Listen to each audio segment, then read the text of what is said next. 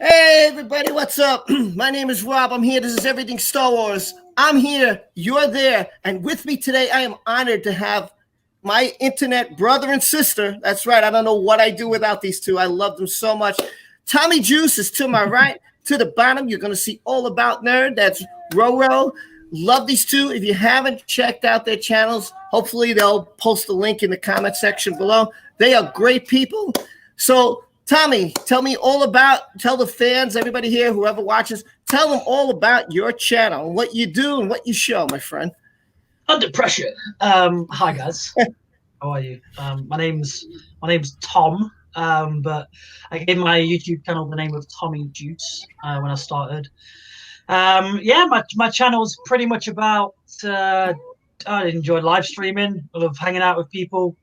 A lot of people, they go to the pub to hang out with people, or they go out and do things. I live stream because I love hanging out with you guys, with the guys that come to the chat. Yeah, I mean, I've loved live streaming games, new games, old games, but I'm going to be hopefully taking things a little bit further as I'm getting a PC soon. So it's exciting times. Uh, what is the future for your channel, Tom? What do you plan on doing? Like I was just saying, I'm going to be getting a PC, so the opportunities are basically endless. I want to be doing sort of reaction videos, review videos, even I want to make an edited videos, whether it's like top plays, stuff like that, best moments, funny clips. Maybe even in the future at some point, I want to do like try animations out. But yeah, I'm going to be sort of branching out to Twitch as well, so it's going to be. I'm very excited. When you buy a whole lot of new gear, you get all these different opportunities. So I'm excited for it. What about you, Earl? What do you plan on doing? What games do you do, and what do you do about your channel? I know you show videos, and that's maybe you want to get a little bit more into that. Yes, well, how my channel started was just technically an entertainment channel. It was just uploading videos. The reason why is because I didn't have good internet. So the only thing I can do is just upload. And eventually last year when my internet got fixed, or when we upgraded, then I started streaming Battlefront, because at that time my channel was just Star Wars only content. But I still do the uploads and I still play Battlefront. Now I'm just a little bit venturing off, I'm playing a little bit of GTA, but just for fun. I mean, I'm not a gamer. Okay, this is like a big like disclaimer. Bro is not a gamer. I did not grow up to be a gamer or didn't have systems. I never really gamed. My husband is more like of the gamer person. I started gaming or playing Battlefront just to connect with the community, connect with my audience, and I think that helped a lot. Now that my gaming improved, I think it has improved. My Battlefront skills has improved a little bit, but I just joined Battlefront just to have fun with people. I mean, you would never see me put like 100 kill streak video. That's not me. Or I would not be the first one to get a hero in GA. But I just really enjoy, being in stream, just talking to people, just having the sense of a community. So if you see me playing games, guys, it's more just to have fun. But my content is geared more to like posting videos, more of entertainment type of channel. But I will do live streams. I'll play games, and I'll start venturing off into other things that I enjoy. Just because like I do like Battlefront games, but after a while you kind of get burned out after playing the same games over and over again. So it's just gonna be a lot of different video games. I'm not gonna say like, oh, I'm stuck in a certain genre. I think I'm just gonna venture off and just play whatever I feel like that day, and hopefully you guys can join me because it's all about the community. Gabrielle says I play most of my games on easy mode. You know what? I'm gonna say something. I do too. Like when I first play a game, I don't want to be frustrated with it. I want to see the story. That's for me the really thing. I'm into the story. I want to see the story. So I don't want to grab a game and put it on the hardest mode possible. First off, I never played it. I want to get used to the controls. I want to know what does what and how I do it and how I move. So I agree with Gabrielle. The first thing I would do, get a game, put it on easy mode, play it. Then if I feel it's too easy, Okay, great. I'll play it again. I'll do it on normal now, and I'll see if it's more of a challenge. I did that a lot, but I don't know if you guys do that, or I have no idea. So I'm just curious. Tom? Easy mode, I think that's obviously because easy mode only applies to offline games. Yeah, the story difficulty. Yeah, I think if you're just starting to play like single player games, easy mode is definitely the way you're going to go. And I think when Fallen Order first came out, there's 4 settings. You can have it on like, let's just say Recruit is the lowest, then like Padawan, then like Jedi Knight, and then it's like Grand Master Jedi. They're not actually the ones, but it's 4 levels of easy. And I went for the second one rather than it making it too hard for myself. I'm just going to get frustrated, and not too easy to the point where it's going to be a walk in the park. All the levels are going to be really quick. But yeah, I think easy mode, if you're new to single player, is definitely the way to go. But then also, if you go back and replay a single player game, put it up just one difficulty, because you're in control. You can always quit and put it down again.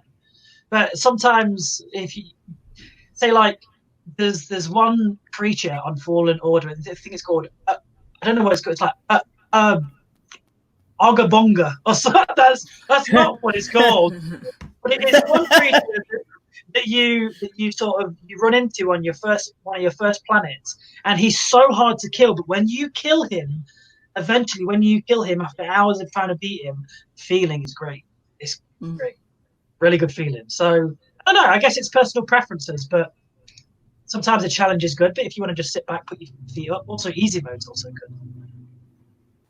Yeah, and I think that's one of the things that internet has brought. That's a wonderful thing. I mean, listen, everything has its pros and its cons. I agree. Like, internet may have cost some people jobs, but it may have brought others jobs. I would met people again, like you said, all over the place. And I wouldn't have met you. I met Tommy, so through Tommy, I met you, and it all just clicked, and it all just worked. And I think it's just such a wonderful thing when something can bring people together to have fun, to have a common interest. When you have a common interest, it's fantastic. Like earlier, Ro, you were saying about you and your hubby. Like, to me, I think that's a wonderful thing that you guys can do videos together. Yeah, because now not only it's not more separate, now it bonds you even more, because now you're doing something that you have a similar interest in. You both love to do, and you're both together. And I think that's a beautiful, beautiful thing in my mind to see that. It's very rare, and it's a blessing, and I think that's fantastic. I think you guys, I love it. I think that's a beautiful thing. To see him on your channel, I loved it. I think that was this is awesome. And shout out to my husband. I know he was helping me set up right now, but like, honestly, like I couldn't have done this without his support, because it was like, you have this idea, and I mean, you need a backer, right? You need somebody to finance your ideas. And that was my husband.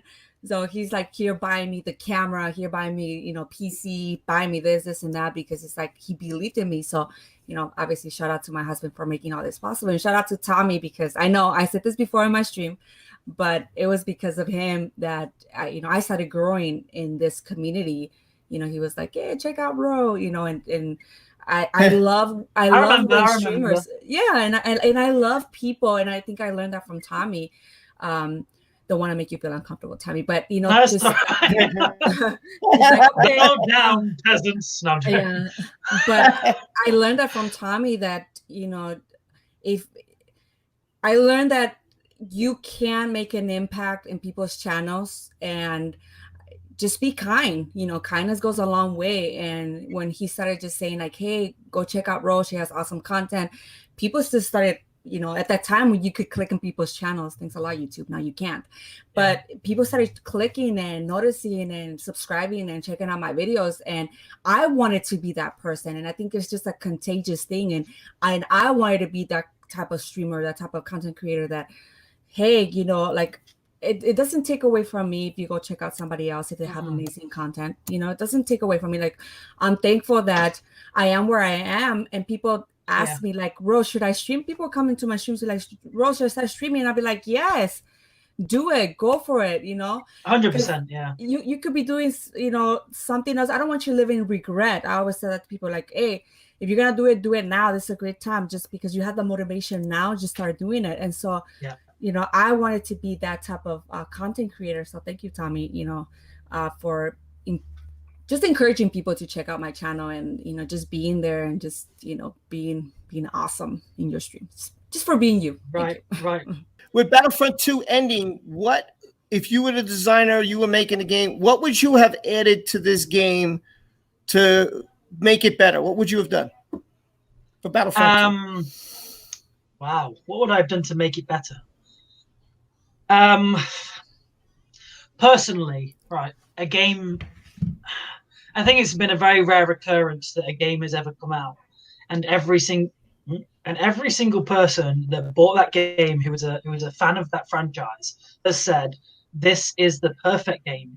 This has everything in that we wanted. Games, that's not what happens. Games come out and you either have a split community or you have like a 70-30 community. With Battlefront 2, I felt like it was a bit of sort of a 50-50 community, because you've got the old Battlefront 2 from the old days, and everyone wanted Battlefront 2. Well, they wanted Battlefront 1 to be like that. But for me, like Battlefront 2 could have had, it could have had. I mean, what does it have? It has 12 heroes in, right? But no, not 12. Almost 20, Yeah. 22, 20, Something 12, something like that. It's 20, 22, something like that. 10 or 11 on each side. I think it's 22. Which is, it's a lot of choice. That's a lot of choice, and you can't forget that that's a lot of work the hero designers are given. We could have had Ahsoka, we could have had Ventress, we could have had, we could have had Inquisitors, we could have had Django, Dengar, so many people, Nine Numb, so many people that could have been put in the game, characters that we love, but games aren't perfect. Of course, I would have loved to have something like that in the game, but for me, Battlefront 2, apart from glitches, and they could have. What I wish, and what's something that wouldn't even have been hard for them to do, is Fallujah, Galactic Assault, Aegon Class, Galactic Assault, Scarif, Galactic Assault. Galactic Assault was, I think, personally, apart from the people that are like hardcore HV players, Galactic Assault was everyone's go-to mode. It had everything. It had all the varieties. It had all the eras in it. It had all the vehicles in it. It had all the heroes in it. It had all the reinforcements. All the you could play as any class you want. But like I said, besides me wanting a few different maps for maybe Galactic Assault because it got neglected, Capital Supremacy was welcome, and I think again this just goes back to it. A game can't have everything in it. So I think, apart from a few glitches, I think Battlefront 2 did everything good to be a great game. They can reflect back on. It didn't have the greatest start, given that with the loot boxes and stuff. I think everyone would say that, but it brought itself back to a place where the developers were almost seen as inhuman to be able to bring a game back so far from where it was, being possibly the worst game launch alongside of Battlefield 5, one of the worst game launches that's ever happened, to being one of the most played games across the planet up until not long ago. I think Battlefront 2 is great. I think it's great. I don't think there's really much more they could have done to it. What am I saying? There is a lot more they could have done to it, but I think I wouldn't change it, because when things come out in the future, like Battlefront 3, if that does ever happen, or a different multiplayer Star Wars game, I think they're really going to look back on what we asked them to do, and we're going to have Mace in it, we're going to have Ahsoka in it, we're going to have so many different characters in it. I think it's great. Summary. How about you? How do you feel? What would you do? I mean, I have to agree 100% with what Tommy said. But just to add on, I think one thing that I wanted was customizable clones, that you can customize your own clone trooper, whichever class, but you can just add on,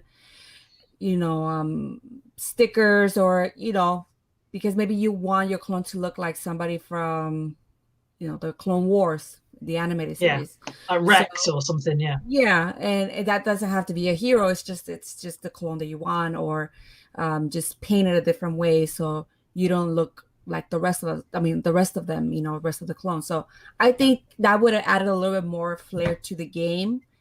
Or maybe you can unlock different stickers or colors, and then you can just add it to your clone or your classes. I think that would have been neat. I think that I love GA. I think that's one thing that I kind of was grieving over, like them not updating that. I know, because I really just love having so many people join. And that was one of the modes that I enjoyed the most was GA. So when they didn't bring Scarab or Agent Cloud, like I was really sad. So that, but I think more than anything, if you can customize your clone, because I know you can't customize the weapons, like the colors they all look the same. I don't think you can, right? I don't know if I saw it in the Clone Wars. I don't remember seeing their guns painted different colors. But at least you can customize the clones. I think that would have added just a little touch to the game. I think it definitely would have pleased a lot of people. Just one change they could have made was just get rid of the classes and make the weapon system and stuff how it was from Battlefront. Like open to any class, and then you can just customize your weapon. Because Battlefront 1, there was no classes. You could run. My favorite thing is, I know people used to love like the jump pack and the pulse cannon and stuff, but my favorite thing was running the thermal detonator with the gas grenade, and then just being able to interchange your guns with whatever you want, but not having to and sacrifice your grenades because you're having to change class like Battlefront 2. But I loved that you could use any weapon with any attachment or perk in Battlefront 1. All right, Raul, I'm going to start this question for you. Zach asks, what do you guys think the next Star Wars saga will be? And we'll start with you, Raul, since you was once Star Wars review. I'm going to put you on the spot now. Now, what do I think is going to be? Honestly, I don't know. I know we have a lot of the projects that are coming up right now, and it seems very like linear, like the Obi-Wan. I know it's not going to be like a 10 series thing, I can see it be like, if anything, between 3 and 5 seasons, if they make that 3 and 5 seasons, maybe 2 seasons. I know we're getting the Mandalorian obviously next season 2, and I can see that maybe going for up to season 5 or 6. If you're talking about the trilogy, I honestly I don't even know. I heard rumors. Okay, so I saw this personally. Okay, not rumors. I'm sorry. Personally, I saw this interview in the Star Wars show with Kathleen Kennedy, and this is when Episode 7 had already came out. So you might want to go back and try to find that interview, like 2 years worth of videos, right? And she said that episodes, is it like after this trilogy, is episodes 10, 11, and 12. Was supposed to follow Rey, Poe, and Finn. Now, I think she messed up and she kind of caught herself, because by her saying that, she was already giving us the ending of episode 9. These 3 characters are going to survive. Mm-hmm. When I saw that, I didn't even was like, so there's no stakes here. Yep. These 3 people are going to survive. And later on in years, because she said in 10 years or so, that was what the interview said. 10 years that we're going to make a episode 10, 11, and 12, seeing these 3 characters, what happened with them, their backstory, and where it has taken them, and blah, blah, blah. So I kind of sat there, I was like, so Kylo's going to die. So many people are not going to survive. And you already gave me the ending of episode 9. Now, because of the events that happened with this trilogy and people not liking it, and just the mess of everything that just came out, maybe she's not gonna do that. Maybe Kathleen Kennedy in 10 years might not be where she's at right now. Maybe they're gonna hire somebody else. We don't know. But what I do want is either an Ahsoka animated series following her a year after what we just saw, and spoiler alert, after we just saw in episode 7 of Clone Wars. I would like to see how Ahsoka helped the rebellion from that point on to when we saw her in Rebels. I think that would be very interesting, because when we saw her introduced in Rebels, they introduced her as Fulcrum and someone who's helping reveal cells in the rebellion. And I think since she's very likable, I would love to see her do that, working with Mon Mothma, maybe working with Cassian Andor. So that's a lot of possibility for Ahsoka. I'm sorry. I would like to see that. I don't want, this is one thing I don't want, because I know there's a lot of things that we want, but I just don't want them to bring characters for the sake of bringing nostalgia back. And that's even me talking about Ahsoka, because I love Ahsoka. I just don't want them to say, oh, we're bringing Ahsoka and the Mandalorian just because it's Ahsoka, or we're bringing Bo-Katan in the Mandalorian because it's Bo-Katan. Like, if they're gonna play a character, whether it's male or female, because I know there's a lot of controversy even about that, like female characters in Star Wars, I just want them to serve their purpose, period. Let them serve the purpose, and that's it, and let it be good, and that's that. But if it were my wish, I just want an Ahsoka. I honestly, I couldn't even guess what's gonna come up next, because how Star Wars is led right now, it's just, you don't know. It's just a mess, and I wouldn't even know. This is why I think that a lot. No, it's all right. Everybody's sorry. I think a lot. I mean, talking 95% of the whole Star Wars community that's up to date with stuff have all their faith in Dave Filoni taking over. I mean, like 100%. I know that from what I was reading yesterday is that Kathleen Kennedy only has 100% creative involvement on. She only has 100% on creative involvement in one project right now, and is it something Chow? Deborah Chow. That's her, yeah. So there's a project that she's working on, and that's the only project that Kathleen Kennedy has 100% creative control over at the moment. Everything else, literally everything else that's coming out of Disney and Lucasfilm, Star Wars related, obviously Lucasfilm, but Disney, is Dave Filoni. Everything else is Dave Filoni and Jon Favreau. So I think over time, it has to be like what Kathleen did. I was watching a video again, I think yesterday or the day before. Star Wars Theory, that we all know and love. I'll wait for episode 2 of the Vader Shards of the Past thing, by the way. Not shout out his channel. He needs viewers. He needs subscribers. So yeah, his channel. I think that everything that happened with episode 8 with The Last Jedi, Rian Johnson. The thing is that Rian Johnson is not he's not a terrible director. No, he's not a terrible director. After watching The Last Jedi, I watched reviews on other films that he's done, and there's some great films that he's done. He's done some really good films. But the thing is that he did with Star Wars, it was almost like, I've got the opportunity to leave my print on a franchise that is so well known across the world. So that's what I'm going to do. It was like, I'm going to completely put aside what the fans want, and I'm going to do, and we all know this, and I'm going to do exactly what I want to do, and I'm going to sort of leave my mark on it. They didn't leave much, for episode 9 to be able to claw themselves back from. But that was Kathleen's choice. To put Rian in charge and to be able to give him all creative control was Kathleen's choice.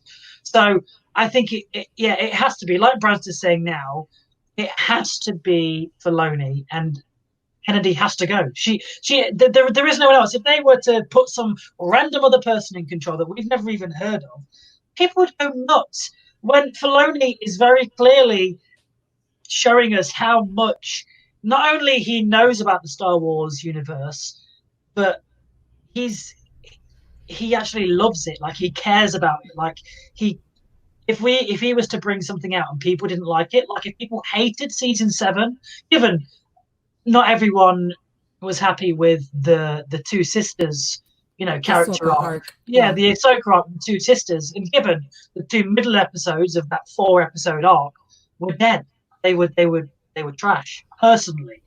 But the last episode of it and the first episode of it, I think were actually pretty good.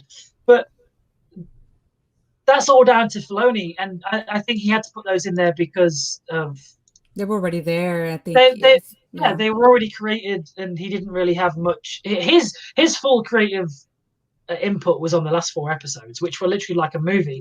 But they have to get Kennedy out because Filoni is the only way, and I've seen so many people posting like Filoni Jesus memes everywhere because it's true. Because to us, I mean, I love the prequels, and I know just but let's not linger on that. Oh, the prequels. I just need a minute, so I'm going to let you two. I just need 1 minute, so I'm going to let you two yeah, no worries, mate. roll with it right now. I'll be right back. Just give me a minute. Yeah. Okay, sorry. I'll let you go finish. on, Ron. No, because I was going to say the only 2 trilogies that I know that we're going to still they're still in the air that had already been announced was the Rian Johnson trilogy, which according to Rian Johnson is still happening, and the trilogy of the Old Republic that was supposed to be made by Benioff and Weiss, the creators of Game of Thrones, which they stepped down. They stepped down from that because I don't know what happened, creative differences. They were supposed to actually write those 3, that trilogy, those 3 movies, and different directors were supposed to direct it, kind of like what they're doing with The Mandalorian right now. But they stepped down because of whatever reason. So those 2 trilogies are still in the air because the fans are not accepting Rian Johnson. I mean, Knives Out, I heard, I haven't seen it. They said it was an excellent movie. It got nominated for an Oscar, and I think it already has a second, a sequel coming up for Knives Out 2. And so he did Looper, Rian Johnson, which I really love that movie. I mean, it's really rated R. Kids don't watch Looper is this is what I mean about Rian Johnson is Looper is quite literally people are gonna scrape you for this in the chat. I loved Looper. I loved it. I thought it was I think one of the first scenes in that movie is where he's in like that farmyard and then he's gone, and it's just I thought Looper was brilliant. I love Looper. See, it's just proof that it's almost like he did it on purpose. Well, he knows that he did it on purpose, but it's almost like he wanted to annoy people. He wanted to mess up everyone's favorite fan. He wanted to make Luke Skywalker the complete opposite of what he was in the original movies. Yeah, but we hated him for that. But like Rian Johnson did leave his mark in Star Wars. I mean, I think he's always gonna be known as that director. It's bad or it's good, or as much as you like or dislike the prequels, you still love George Lucas. Like you don't just walk away from Star Wars because of the prequels. I mean, you're still gonna love George Lucas. People for the most part enjoyed Episode 7, and I think they believe at least 80% of people really enjoyed Episode 7 and Rian Johnson, and majority, if not, people believe that Episode 9 was just kind of like backpedaling on what happened in Episode 8 and trying to patch the holes, and it's almost like like warning, and oh my gosh, we gotta cover, sinking ship, we gotta cover the holes because quite literally Episode 9, the people who dealt with Episode 9, when they got like the paperwork on their desk, it was literally the Titanic with the bottom end already in the air. It was like, well, how do we save this? And it's already going to sink. It's already sinking. How do we save it? And yes, we could have had Force Ghosts and stuff in the end of Rise of Skywalker. But I've rewatched Rise of Skywalker recently, and I actually really liked it. Really liked it. And that's I like certain things. Like I don't hate the movie. I didn't come out hating the movie like I came out from Episode 8. The first 5 minutes when I saw Luke Skywalker, not even that opening scene with Paul, when I saw him throw that lightsaber, my heart just sank. And through the whole movie, I just knew that this was Episode 8, my experience. Episode 9, I just felt it was 2 movies in one, and it was just like fast, and trying to fix what happened in the end. And I felt like if Lucasfilm would have admitted, like, okay, guys, the movies or this trilogy didn't work out, we're just gonna make an Episode 10 in a way to apologize to the fans. I mean, I know they're not gonna apologize. It's their, I could never make a Star Wars movie like J.J. Abrams or even Rian Johnson. I'm not that creative, so props to them. But if they would have come out and said, we're gonna make, instead of a trilogy how we normally have it, it's actually gonna be 4 movies, I think fans would have been more forgiving of episode 9 because it would have been 9 and 10, and just give a little bit of room for the characters to grow, to bond, because technically we never saw Poe, Finn, and Rey together, like how we saw Luke, Han, and Leia. Yeah. And so people were not really connected with them, and I know Lucasfilm wanted us to be connected to those three characters, and honestly I could care less. If Finn would have died or Poe, I would have been like, okay, laters, bro. If Rey would have died, laters, bro. If Rey would have died, we'd be like, okay, she sacrificed herself, but it wouldn't have been such emotional. It wouldn't have been like if Han died or Leia died or Chewie died. Yeah. It would. They didn't give us that real impact. I think something they could have touched on more, not to cut you off. Sorry, no, I am cutting you off. Carry on, please, Rob. Sorry. No. I was gonna say like when Leia died, it didn't break my heart when Leia passed away. It broke my heart when I saw Chewie crying. Holy cow! When they tell Chewie and Chewie just breaks down and starts roaring, I was tears, and then I looked at my husband, and my husband had man tears. Chewie's the last one. Yeah, last one. And not so much because it has to do a lot because these characters we notice and we realize that they care for one another, and we had other movies to see them grow together and care for one another. And so when you see Chewie break down, it's like, oh my gosh, he lost someone that he loved. But I didn't have that connection with Poe, Finn, and Rey. But anyway, I think going back to the Rise of Skywalker, I think it wasn't when Leia died, it was when Ben died. It was when Ben's shirt sort of went like, and he disappeared, because then the next shot immediately switched to Leia's body, then going, and that for me was like she was waiting for her son. It was like Han Solo in the Force was telling her to wait for him, because it wasn't going to be long. It wasn't going to be long. It wasn't going to be long. He came back to the light, saved Rey's life, gave the woman that I guess that he loved as much as people hate the Rilo thing. He gave this woman that he was obviously in love with all this time a kiss, and then he joined his mum, and that for me was, I think, the most emotional point in that film. There are obviously mother and son going together was just it was mad. I don't dislike anybody who does like or doesn't like episode 9. There are a lot of redeemable qualities, even about episode 8. Like, I like the throne room scene. Like, there are a lot of things that I enjoy from this trilogy. It was just cinematically was the throne room, Snoke's death. Yeah, it was cool. It was cool. Yeah. But then I feel like they kind of knew that the story was shiz. I'm trying not to swear. They kind of knew the story wasn't good, so they went into like a Game of Thrones season 8 game mode. It was like, scrap the story. It's all about the visuals. As long as everything looks good, they'll think it's great. Yeah. But obviously, the core fandom sort of right through those lines. Good look, 7, 8, and 9, they all looked great. They did all look great. Snoke fight scene was good, except when you get down and you see that some of the moves that were used were not really possible.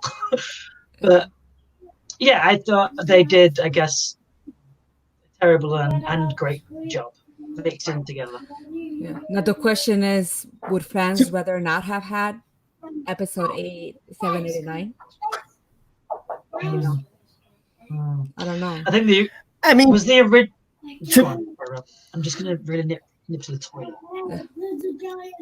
To me, I've heard everything you guys said, and I've been following the chat along here. They didn't have a plan. That's the whole thing. They bought Star Wars. George, which Kathleen Kennedy has lied numerous times, George said in an interview with her sitting right there, I gave you a treasure trove of Star Wars stuff, comic books.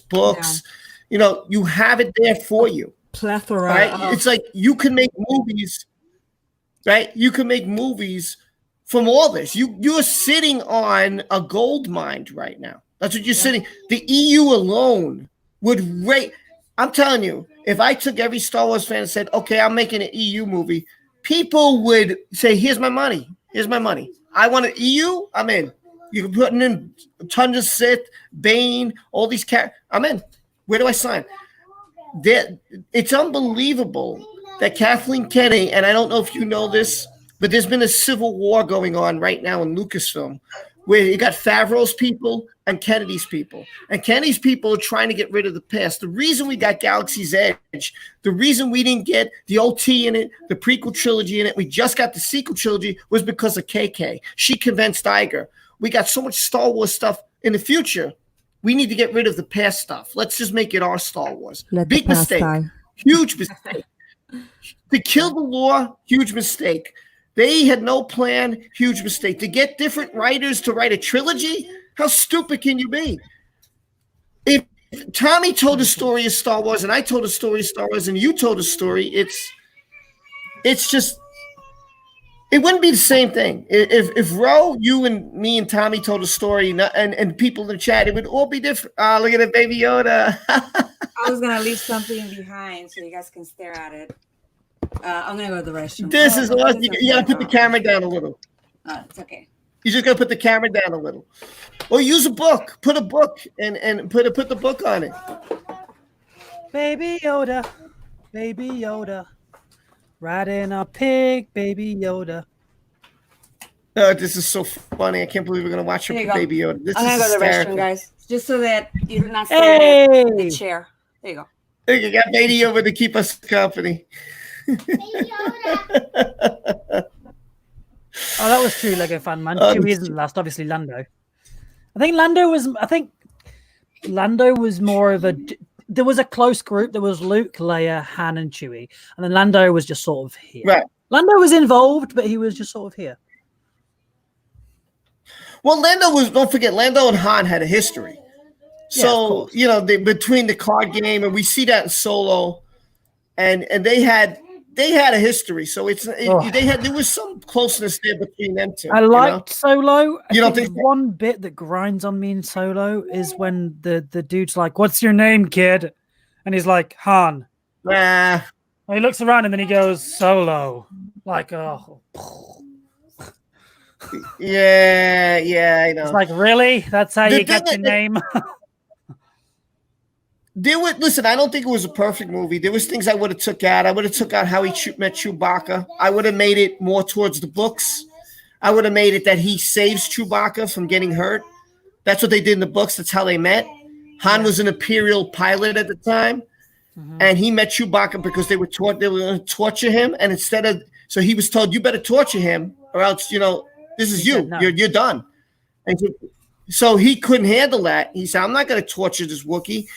So he zaps the guy instead, and he takes off with Chewie. And then Chewie's like, listen, you saved my life. All those books and stuff are now all just legends and not canon because of the stupid sequels. Ugh. Yeah. Well, not that the Solo film is a sequel, but you know what I mean. Yeah, I know exactly what you mean. And the biggest problem I have is that why Kennedy... Listen, George trusted Kennedy with his whole company. The reason he gave Disney the company because he thought the children friendly, they're going to do the right thing. And as long as I take someone who's my understudy, such as Kathleen Kennedy, she'll say, hey, listen, that's not what George wants. So let's do what George wants. We'll bring the fans in. What's going on with my PC? Hold on. I got to look here. It doesn't have. So It doesn't have a name. She decided that, hey, we're going to go the way I want it to go. We're going to get rid of the old. We're going to get rid of the new. We're going to keep the new. We're going to kill the past, and that's where everything went wrong. That's why this fandom is torn into. That's it. Because you have old timers like me, and you have young kids. And so everybody's at war with each other right now and cursing and yelling, and you don't know what you're talking about. The other problem is generations, right? You grew up in the prequel trilogy, correct, Tommy? Right? And I grew up in the original trilogy. So now you have kids who are growing up in the sequel trilogy. That's the problem. I saw the prequels before I saw the originals. But the biggest thing for me with the prequels was the style of lightsaber fighting. And I know that in the originals, Luke does a few jumps here and there, and Vader does a few jumps here and there that use the Force and stuff. But and I know a lot of people really do prefer the sequel. I mean, the original trilogy lightsaber fighting. But for me, the style of acrobatics and stuff from the prequels, I just thought it was just Too much. I just can't ever get it out of my head. And that's why I love watching the Clone Wars also, because the style is the same and it's just so awesome. It's like in the films in Attack of the Clones, when you see, I mean, firstly, Phantom Menace, Maul versus Obi-Wan and Qui-Gon, but mostly the Obi-Wan and Maul thing. That was one of the best choreographed, I don't know if that's the right word, choreographed, is that it? You know what I mean? But the choreography, yeah. was just so insanely good. And then going back to like seeing Yoda in Attack of the Clones jump from wall to, it was just so insane. Because can you imagine Yoda fighting like Luke and Vader did in the originals? There wouldn't be how that doesn't work. So you have to make it acrobatic, and obviously they use the Force a lot more. Obviously Yoda didn't teach Luke like that, and Vader wasn't necessarily capable of that because of he had his limbs cut off. I mean, God forbid if Vader never had his limbs cut off, he would have overthrown Palpatine in the first few years, I think. But the prequels for me were amazing, not necessarily because of the story, though I did love the story, but they're all on par. I loved it all. Star Wars is Star Wars. Yeah, listen, People- I agree. I think that the Apart from- prequel trilogy had the best lightsabers ever, and Revenge of the Sith was one of my favorite movies. I mean, if you take all the Star Wars movies, that's my favorite. I thought it had, you felt everything. You felt the emotion. You felt Obi-Wan Kenobi's caring for Anakin. To see him turn his back on and kill all these people just wrecked him. It was just, you felt that. You saw Padme like, I don't even know who you are anymore. You know, you're the guy I love. I'm having your kids, and it was just so amazing. I was speaking about this earlier on stream. That when it's explained on Disney Plus in the Mandalorian gallery in the episode 2, at the end of episode 2, Dave Filoni's talking about episode 1. He's talking about Phantom Menace, and the fact that Duel of the Fates isn't, just the duel of anything. It's the duel. The Duel of Fates is the duel between Qui-Gon and Maul, the duel of Anakin's fate. Because at the time that happened, Qui-Gon was the only Jedi out of the whole council that was acting like a Jedi. He was he hadn't forgot that Jedis were supposed to care and love and show compassion, but the rest of the Jedi had lost their way. And Yoda started to see that at the end of episode 2. They'd become so political in this war that it actually moved away from what they actually were, peacekeepers and people that care about normal everyday people and love. And the thing is that when Qui-Gon died, Obi-Wan looked after Anakin because he had made this promise to Qui-Gon. But he didn't really care about Anakin. He just, even in Phantom Menace, he said, is this just another, useless life form that we're picking up in reference to Jar Jar, because Obi-Wan didn't like Jar Jar. But yeah, I think if Qui-Gon had stayed alive, none of the events following Order 66 would have ever happened, because Qui-Gon would have been the father figure that Anakin never had. And the fact Obi-Wan and Anakin were great friends, but Obi-Wan wasn't the father that Anakin needed. Qui-Gon was.